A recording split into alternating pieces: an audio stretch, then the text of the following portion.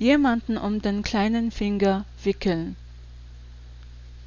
Үүнийг өгчүүлж орчуулбал хэн нэгнийг чигчийн хуруундаа орох.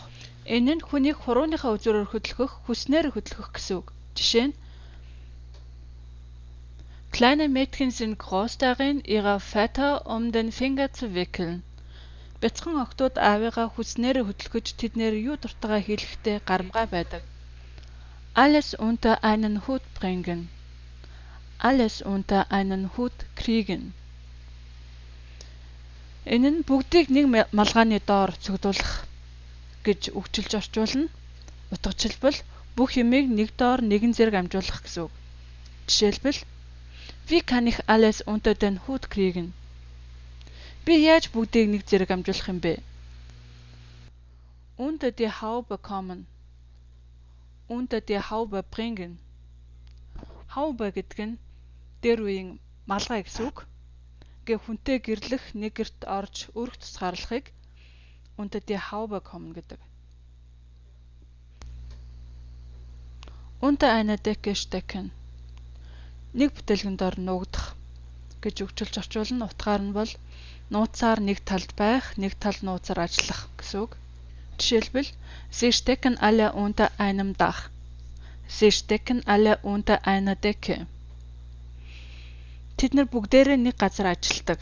Тэд нар бүгд цаагаараа нэг газарт хамрагдаг гэсэн үг.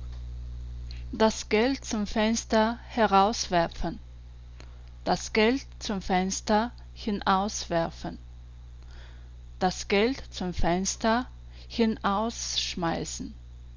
Энэ нь цонхоор мөнгө хаях, цацах, хийсгэх гэсэн үг. Өөрөөр хэлбэл мөнгө хамаагүй юмд дэмий бодлогогүй өрөх гэсэн үг. Жишээлбэл $10,000 үнэтэй энэ зүгийг хараад хүн хэлж байна. Das ist doch zum Fenster hinausgeworfenes Geld. Энэ бол зүгээр л цонхоор гадагшаа мөнгө хийсгэж байна шүү дээ. Etwas an der große Glocke hängen. Ямар нэг юмыг том хонхон зүүх гэсэн үг байна. Үүний утга нь ямар нэг юмыг сүр бадруулж ярих, олон зарлах, тараах. Жишээлбэл Die ganz privaten und persönlichen Sachen hänge ich nicht an der große Glocke. Хувийн асуудлуудаа би олон тараадаггүй гэж энэ хүн сэтгүүлчд хэлж байна. Jemandem einen Korb geben.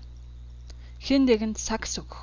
Энэ үгний утга нь хэн нэгний гуйлтанд татгалцсан хариу өгөх гэсэн үг. Жишээ нь нэг хөвгүн нэг охинд үрхий гэж гуйхад нөгөөх нь үгүй гэсэн хариулт өгөх юм бол тэрхүү гуйлтынхаа хариуд сакс авжээ гэсэн үг. Die Ohren spitzen. Чихээ шухлах. Ganz ohr sein. Чих тавин чагнах. Эдгээр нь анхааралтай чих тавин сонсох гэсэн үг. Жишээлбэл Schieß los. Ich bin ganz ohr. За яриад байгаарай. Би чамаа сонсож байна. Jemanden auf die Palme bringen. Хэн нэгнийг даалан модон дээр гаргах. Энэ үгний утга нь хэн нэгнийг уурлуулах, нервийг нь барах, аргыг нь бардуулах гэсэн үг. Жишээлбэл Schlechte Noten bringen viele Eltern auf die Palme und Schülern Verzweiflung. Муудун олон эцэг эхчүүдийн аргыг барагдуулж сурагчдыг яах учраа олохгүй байдалд хүргэдэг.